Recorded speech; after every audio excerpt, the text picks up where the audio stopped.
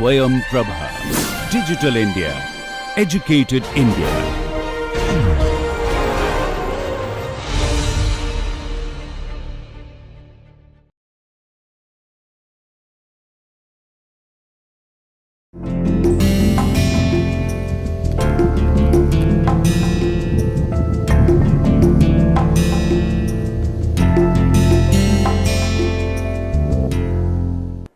Lecture 25.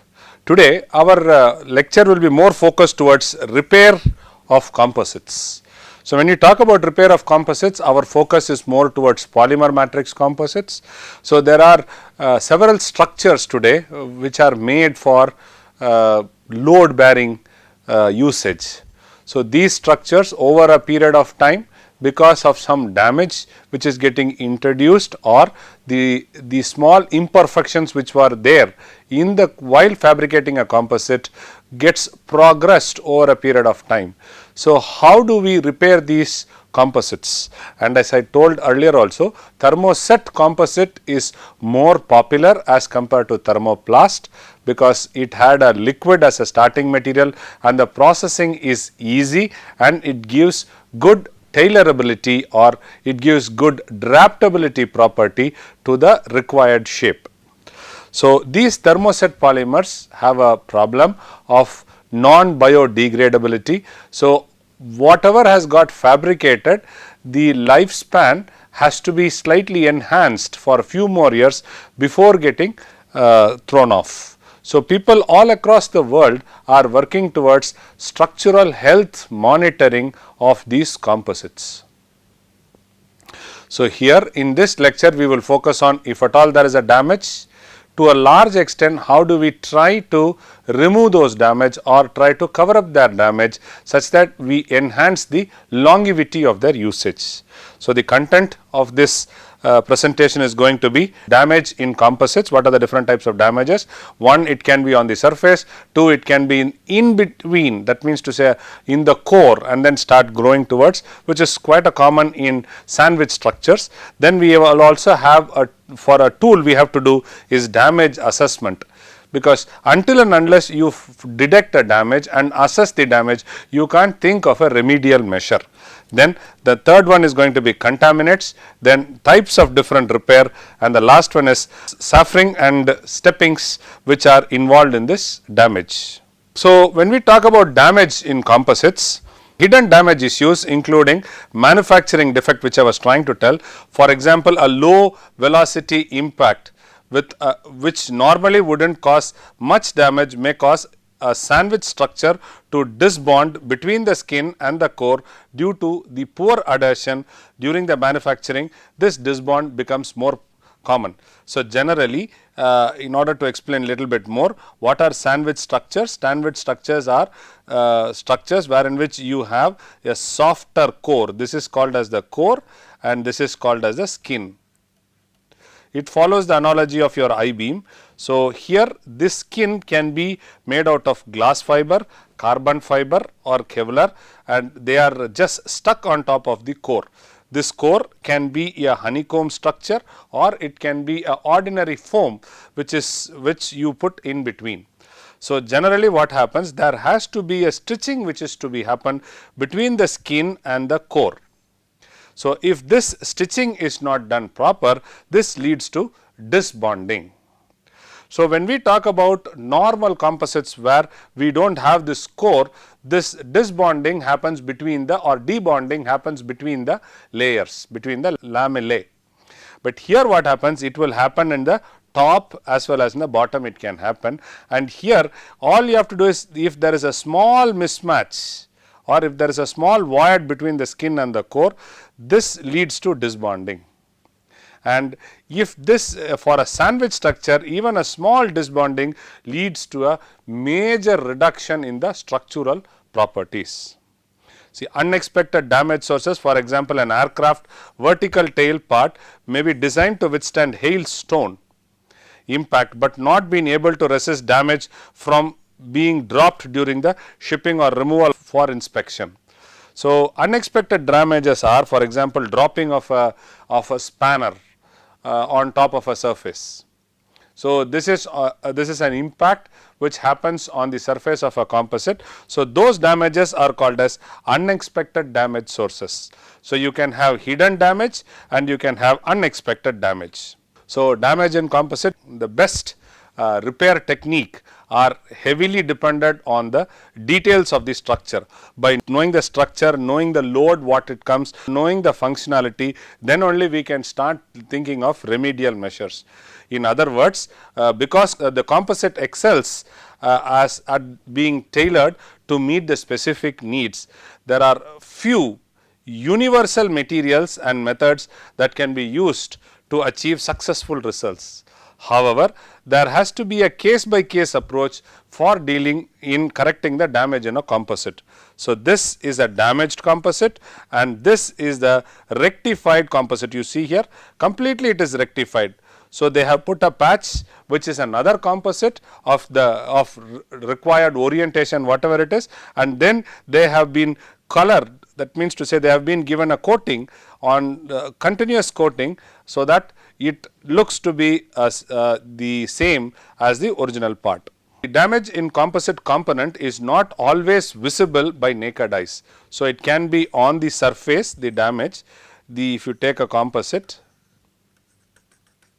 the damage can be on the surface, the damage can be on the core.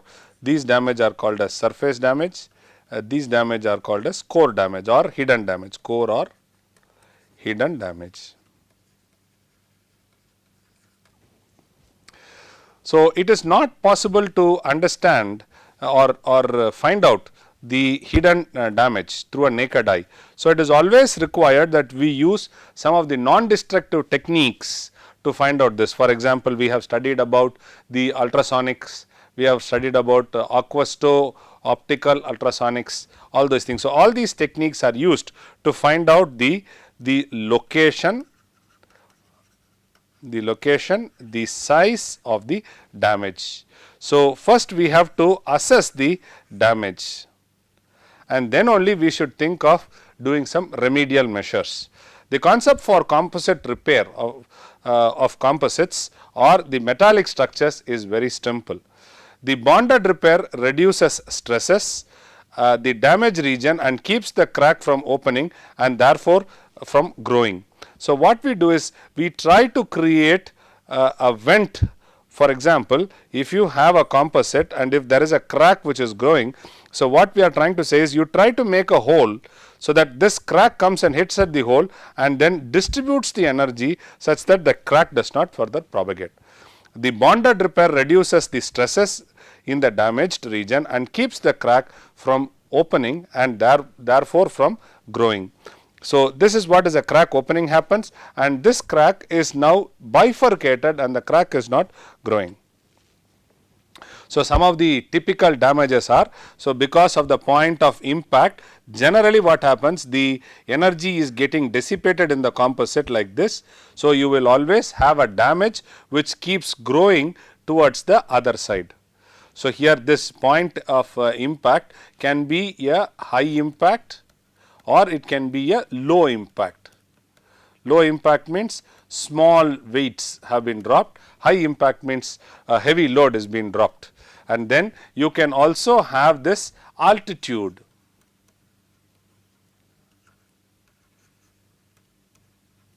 Which is very important, because we low impact, low altitude means the height is small, weight is small, so damage will be less.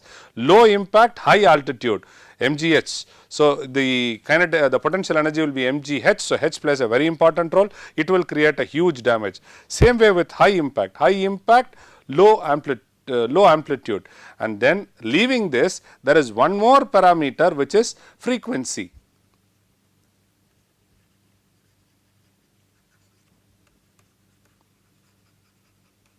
You can have low frequency or high frequency. So, this can be high impact, low / high altitude. Frequency again can be high or low. That means to say number of times the impact happens on a particular place. So, all these things plays a very important role. So, it can be impact which depends on load, altitude, and it can depend on frequency. And all these things can be high as well as low. It can have multiple combinations to give this impact. So, this is on a monolithic laminate, this impact point of impact is there. So, this is how the damage keeps growing. The next one is dent in the sandwich structure.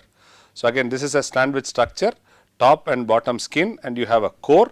So, this is a dent which happens. The next one is laminate splitting, maybe because of hygroscopic effect or the improper resin was there. So, low resin was there. So, these layers did not get stitched on properly. So, it is called as laminate splitting which is there.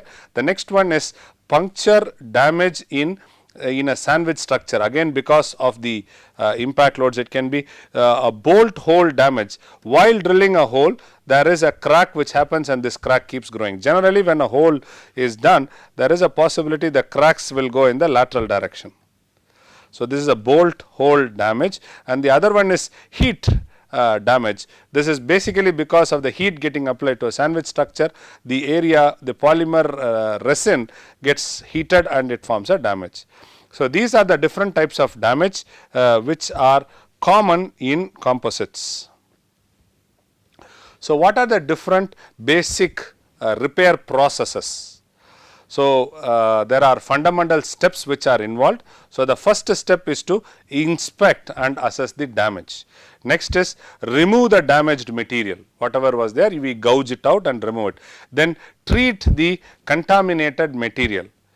So, whatever was removed and then at the joining interface we try to do it. Then prepare a repair area. So, generally the repair area is we try to gouge some amount of good material also, so that we can try to have a uniform laying of it. Then complete the composite repair, inspect for the quality assurance, and then restore the surface finish. Restore the surface finishes giving a very smooth layer. So, these are the steps which are involved. So, first if you see, if you want to write it, it is inspect, and then we try to make strategy, or we try to prepare repair solution or mat or whatever it is, and then from there what do we do it? We try to repair the damage, and then after repairing the damage we try to check for quality assurance, and then we try to finish the composite whatever is to be repaired. So, these are the steps. Any composite which undergoes damage, these are the repair procedures. First inspect and find out where the damage is, come out with a strategy for repairing it, then try to repair the damage, then after repairing please check for the quality assurance, and then you go for finishing such that it can be put into good use. So, what are the different types of assessments? So, the damage of a composite is often hidden. So, it cannot be done by naked eye. So, what we do is we always go for a non-destructive testing method to do it, where a metal structure it can show up the dent and the ding after being damaged. In a composite structure may show no visible sign of damage and yet may have delaminated plies within it.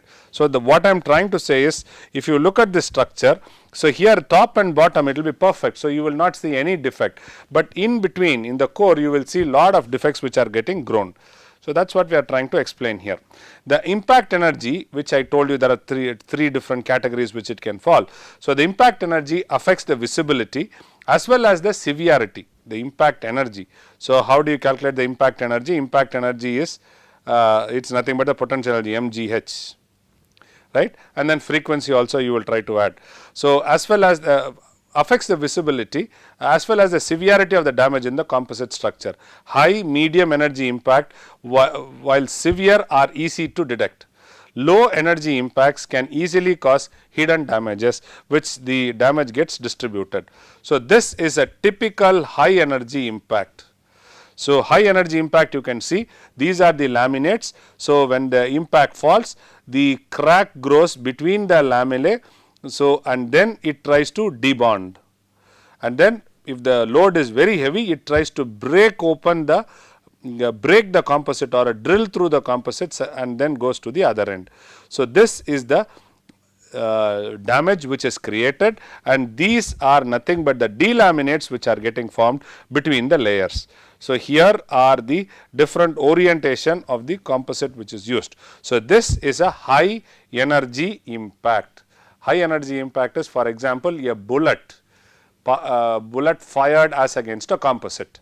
So, this is a high energy impact. If you look at medium energy impact, so here what happens, there is a dent which is formed on the top, the energy has to be dissipated. So, the energy is dissipated as a cracks which are getting formed in between the layers. So, you can see that the base you will have a small breaking out coming, and then you will have in between cracks between the layers. So, it can be intra or it can be inter laminate cracks. So, these are the delaminations which are getting created. At a very low energy impact, there is no damage seen on the top, there is no damage seen on the bottom. It is only the crack which grows all inside, and it is very hard to find out, but it is a low energy impact. These are dangerous. Many a times these are the cracks which are not visible, and it keeps growing over a period of time. So, in composites all you need is, if you have initiated a crack, these cracks keeps growing very fast between the layers and within a layer.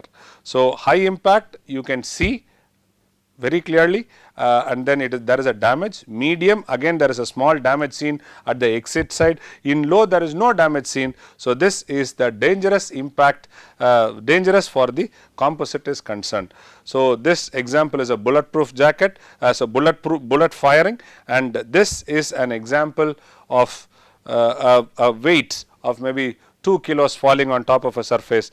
This is a small spanner falling on a top of a composite surface with no damage, but creates with no visual damage, but has a damage within this material. So, what are the different contaminants? The contaminants damage area may always absorb moisture, because there are cracks, and these cracks are and polymer is hygroscopic in nature. So, it absorbs the water molecules, so which will prevent achieving a successful composite repair. So, what we do is, first we have to remove all those contaminations. The solid laminate contaminates with fuel, oil, etc. may be treated by wiping through with a solvent, using a reagent grade solvent for a final wiping. So, that what we do is, we somehow make sure this absorbed moistures are released out. So, this is very important. It is important to know what the composite is made of. Suppose whether it is made of thermoplastic, thermoset. In thermoplastic, what is it? What is the effect of hygroscopicity? What is the effect of a solvent reacting to it? All these knowledge is required. So, it is important to know what the solid is made of, what is the contaminant which is present there, and we have to check for a procedure to and then choose a solvent such that the contaminants are removed from the damaged area. It is easy for a laminate. Suppose if it is there for a sandwich composite. So, in a sandwich composite, if the core in a sandwich composite is contaminated, replacement of the affected material is the best answer. A core. Suppose if the core, if it is not possible, then we have to look for alternatives. So, what we do is, we do solvent cleaning, and maybe possible we will try to vaporize, or what we do is, we try to degrease that part and then remove that part. All the affected composite materials must be dried before repairing, so that all the solvent is removed. If you keep repairing in the presence of the solvents, then that is going to be a disaster over a period of time. Then performing a repair using a high temperature curing resin or a pre-peg, all the moisture must be removed to prevent steam from the forming and disbanding the repair. So, if you want to do it, now it has been very clearly said, for repairing you need to, it is better to choose a pre-peg. And when you use a pre-peg, it is good to remove the moisture and then start using it. So, the types of repair: cosmetic repair. Suppose if it is only a dent on the surface, so then what we do is we try to use a filler and then fill the place where the damage happened. So, a superficial or a non-structural filler is used to restore a surface to keep fluid out of penetrating or getting fluid getting retained in the small dent. This type of repair will not regain any strength. So, it has no strength, it is only a superficial. So, this can be thought of. Due to very high shrinkage, the composite repair may start to crack after a relative short period of time. That means to say, there is a difference in expansion or contraction with respect to the service conditions. So, there might be a crack which grows in this direction after a short period of time because of the dissimilar materials.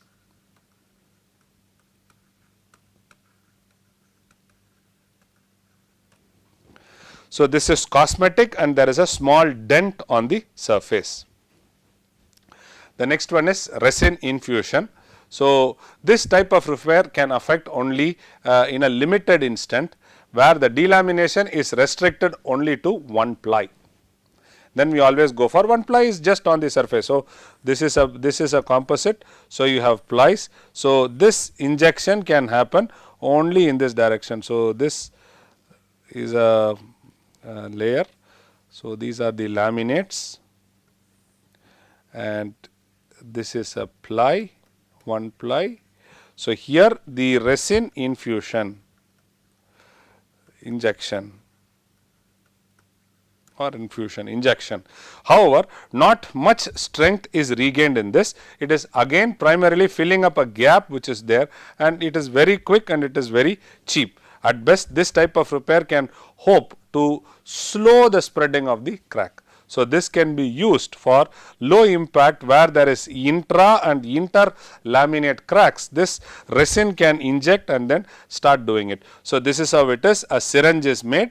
Okay. Through this syringe what we do is we try to push in the resin, so that this is a delaminated area and the vent holes around periphery drilled hole approximately 1/4 of an inch from the edge of the delamination. We try to make small holes and then through that we try to infuse resin through this and then we try to see the damage. So, this is the repair material, this is the delamination. So, this is the repair material. So, this is for a honeycomb structure and it can also be used for one ply damage, that means to say just below the surface. The next one is semi structural plug or a patch. So, this type of repair can regain some amount of strength. Mechanical fastening plugs, a core plug or a patch repair can especially affect where the thick solid laminates are used, since they take bolt load as well. Okay. So, here what we are trying to say is, here is the skin and here this is a honeycomb structure. So, here is a semi structural plug. What we do is we put a plug in one direction or we put a plug in the one direction and then we close it in both sides. So, this one is called a semi structural plug or a patch which is done. Here it tries to take load. Then structurally mechanical fastened doublers. So, these are the doublers. So, here what do we do is we try to have bolt patch repair. So, here what we do is we make small holes, okay, and then we try to put a patch or a steel plate or something. So, this will have several holes. So, this patch is just put taking away the damaged area. This is a cutaway. So, then this is given on the top, there is a plate on the top, then we fasten these two, so that we try to have a very good strength. So, this is called as bolted patch repair. So, here a doubler is a localized area of extra layer of reinforcement, usually to provide stiffness or strength for fastening. So, or any other abrupt load taking such a repair. So, here this is what which I discussed here. So, here this is often the only practical means of repairing such structures. However, such repair are not aerodynamically smooth and may cause signature problem in structures where low absorbability by radar is required. So, when we try to do any of those damage repair, we try to introduce foreign materials which might affect the aerodynamic as well as the other radar applications for signature whatever we got. Now, the signature gets disturbed, maybe this will try to change the radar response whatever you have. So, the last one is going to be structural bonded external doubler. So, here what we do is we try to bond external doubler are used to perform repair on the light loads on thin laminates we use. So, this is for thin laminates.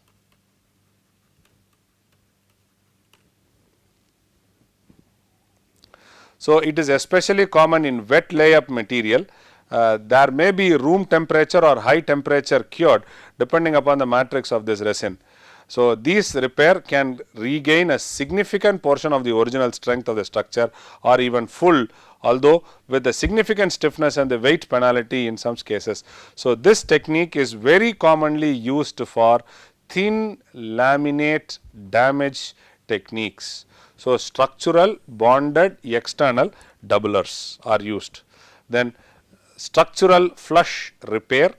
So, this repair restores full structural properties by forming a joint between the prepared repair area and the repair patch. So, a damaged area is there. So, this is a damaged area. So, you prepare a patch here. So, there is an attachment between the patch and the original material. The repair patch is made by replacing each ply in a composite laminate that has been removed from the damaged area. So, this is what is a structural flush repair. So, the structural fly, what happens is, so this is what is a structure. So, we try to gouge out all the material from here, and then what we do is we try to replace it with a cut laminate exactly to that gouged area. So, the plies will be cut accordingly, even the orientations can be laid accordingly, and then you try to get it. So, these are the fibers, these are the original structure, and these are the adhesives which are put such that this fellow and this can stick to each other to form a structural flush repair. So, in this the strength is regained to a large extent. So, scarfing after completing the initial damage removal, the area around the repair must be ready. So, the corner of the repair hole must be rounded off and the hole itself should be tapered to provide the best load transfer when the repair patches is bonded to it. So, basically what scarfing means is, scarfing means that before the damage is completely removed, the preparing the area for such a way such that you try to get the best out of it. The scarfing on the taper sanding is usually achieved by compressed air powder with high speed grinder. So, we prepare the area in trimming it such that we can have a proper patching. So, here it can be ply determination or the scarf angle determination are two important parameters such that you get a proper scarfing. So, it is important to know the number of plies in the composite laminate. The ply orientation are not needed for preparing a the damage area, but will be needed for cutting repair material and fabricate the repair patches. So, here as I told you, first you have to cut the ply is important, and then you have to make a taper. So, this too is done by the scarfing. So, here is it. So, here you are damaged. So, here we prepare the double sided, and then we put we find out the scarfing distance, and then we try to put the layer. So, this is the scarfing angles. So, it can be single sided, it can be double sided, whichever you want you try to take, and then you try to prepare. So, if you see that the scarfing angle, the distance is nothing but from here to here, we prepared such that you can have a proper repair patch. So, scarfing versus stepping. So, stepping is an alternative method. So, here in stepping what we do is we make it into steps, and in scarfing we make it as a tapered angle. So, that is the difference. So, if you see the stepping is an alternative method of removing material in preparing for applying a repair patch. In stepping, the overall angle is achieved by removing a precise area of the material ply of the composite laminate. Both methods, scarfing and stepping, works very good. So, here is what is stepping. So, here this is what is called as scarfing. So, you have a smooth transit, here it is not a smooth transit. So, with this we have studied the different ways of doing repair of composites. So, in repair of composites, these are the steps which are involved, which I would like to repeat. So, inspecting the assessed damage, then remove the damaged material, then treat the contaminants if at all there is any, then we try to prepare the repair area, then complete the composite, assess the quality whatever you have done, and finally, we try to restore the finish such that you get the best out of it. Thank you very much.